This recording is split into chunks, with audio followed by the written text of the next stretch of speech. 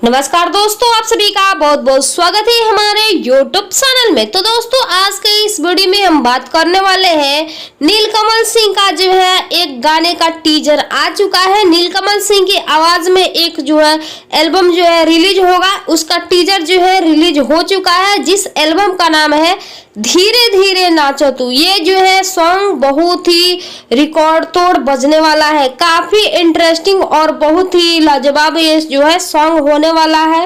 इस सॉन्ग का जो है वीडियो क्वालिटी बहुत ही जबरदस्त होने वाला है और इस सॉन्ग को लिखे हैं धीरज बबुआ, जो काफी अच्छे राइटर है भोजपुरी इंडस्ट्री के।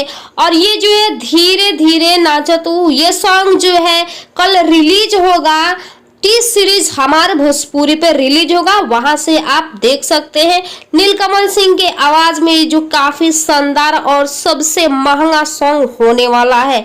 तो चलिए हम फिर मिलते हैं अगले इंटरेस्टिंग वीडियो में, तब तक के लिए हमारे चैनल से जुड़ रहे।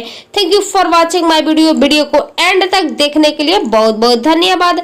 नीलकमल सिंह के यदि आप फैन हैं तो इस चैनल और इस वीडियो को जो है शेयर सब्सक्राइब जरूर कर लीजिएगा। तो चलिए हम फिर मिलते हैं अगले वीडियो में।